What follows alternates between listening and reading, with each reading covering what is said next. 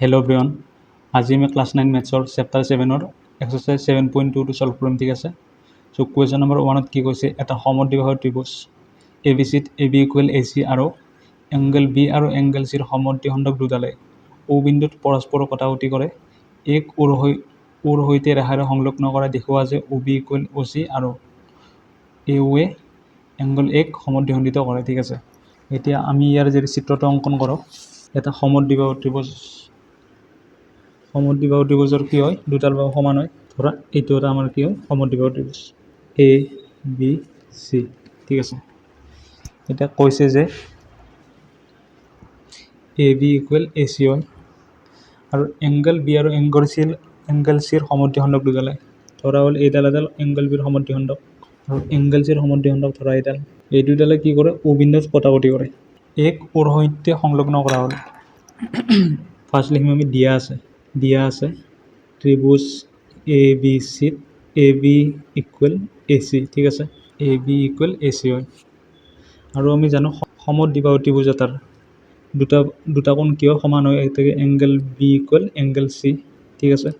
এতিয়া যিহেতু B O' আৰু চি অ' এংগল বি আৰু এংগল চিৰ সমদ্বিখণ্ডক, ঠিক আছে। এটাকে আমি কি পাম, এটাকে angle A B O' equal angle C B O' আৰু angle A C O' equal angle B C O', ঠিক আছে। এইটোক নাম দিছোঁ আমি এংগল ইকুৱেশ্যন 1, এইটোক নাম দিছোঁ আমি 2 আৰু এইটোক নাম দিছোঁ আমি 3, ঠিক আছে।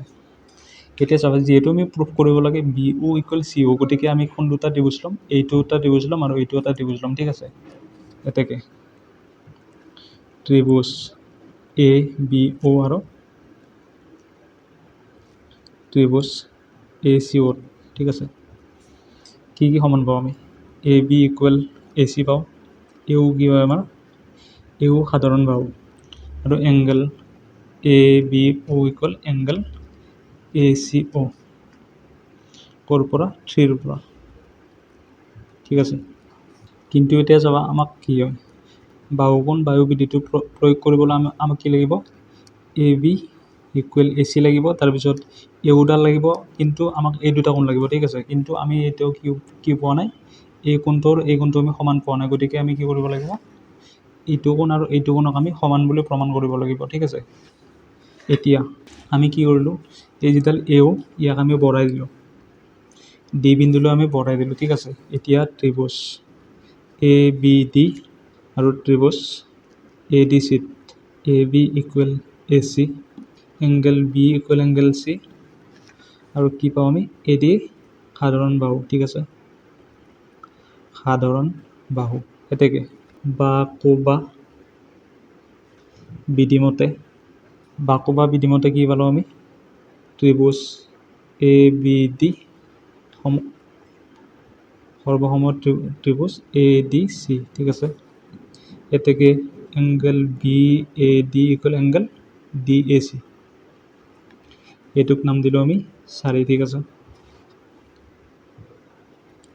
এতেকে ত্ৰিভুজ এ বি অ' আৰু ত্ৰিভুজ এ চি অ', ত্ৰিভুজ এ বি আৰু ত্ৰিভুজ এ চি অ'ত কি পাওঁ আমি, A B equal A C, A O' equal কি পাওঁ আমি, সাধাৰণ বাহু, ঠিক আছে। আৰু কি পাওঁ, angle B A D equal angle D A C 4ৰ পৰা।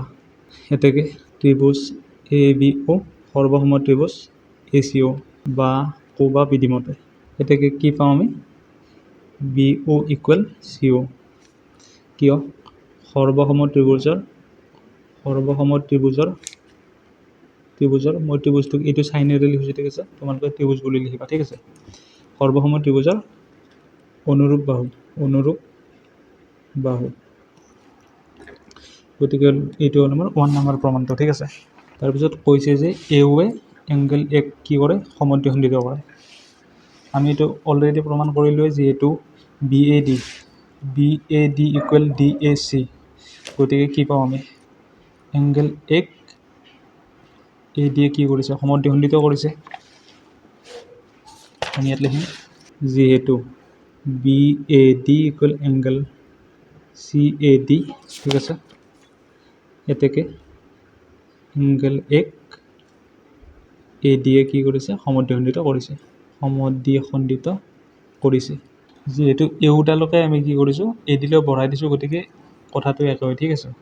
এই ADডালক আমি কি বুলি লিখিব পাৰোঁ এও বুলি লিখিব পাৰোঁ, কাৰণ O বিন্দুটোক আমি কিয়লৈ বঢ়াই দিছোঁ Dলৈ বঢ়াই দিছোঁ, ঠিক আছে। তাৰপিছত এবাৰ কুৱেশ্যন নম্বৰ 2ত কি কৈছে ত্ৰিভুজ ABCত AD আৰু BCৰ লম্ব সমদ্বিখণ্ডক, ঠিক আছে, দেখুওৱা যে ত্ৰিভুজ ABCটো সমদ্বিবাহু য'ত AB ইকুৱেল AC, ঠিক আছে। কুৱেশ্যন নম্বৰ 2 BC আৰু A মোক কুৱেশ্যনত কি দিয়া আছে AD perpendicular to BC, AD perpendicular to BC আৰু কি দিয়া আছে BD ইকুৱেল DC বুলি দিয়া আছে আমাক, ঠিক আছে। এতিয়া আমি প্ৰমাণ কৰিব লাগে যে AB ইকুৱেল AC। এতিয়া চাবা ত্ৰিভুজ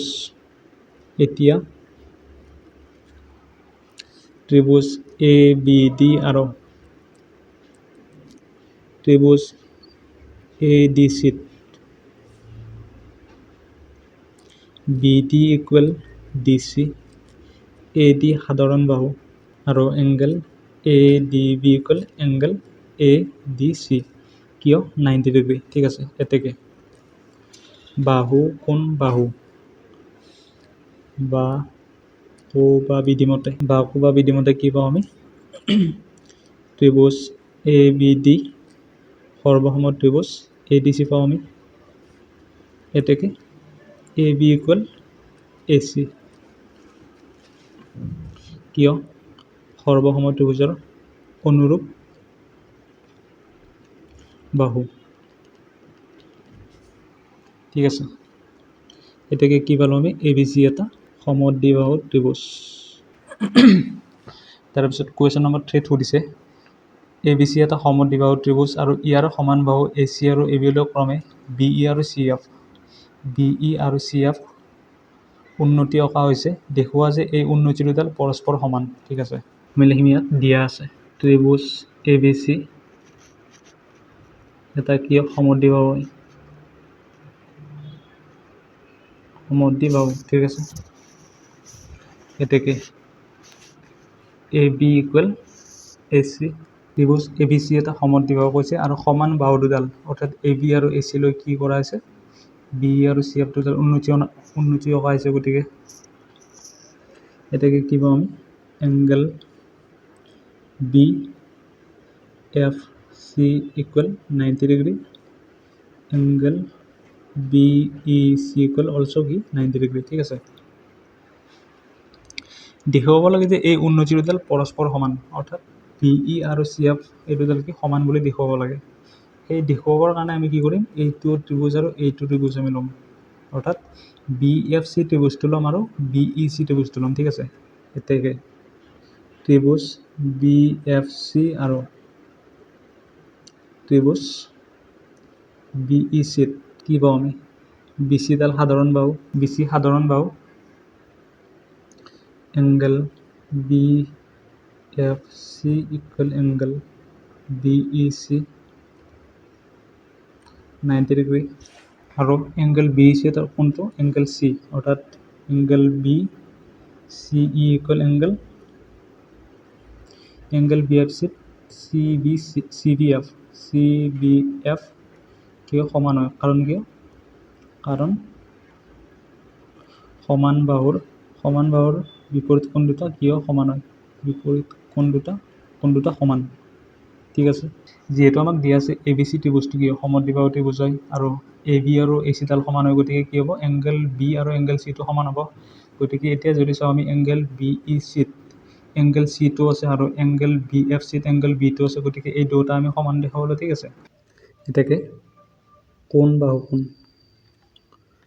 বাহু কোণ বিধিমতে ত্ৰিভুজ BFC সৰ্বসম ত্ৰিভুজ BEC, ঠিক আছে। এতেকে কি হ'ব BE ইকুৱেল CF, কাৰণ সৰ্বসম ত্ৰিভুজৰ অনুৰূপ বাহু। ঠিক আছে, গতিকে এইটো হ'ল আমাৰ প্ৰমাণটো। ঠিক আছে।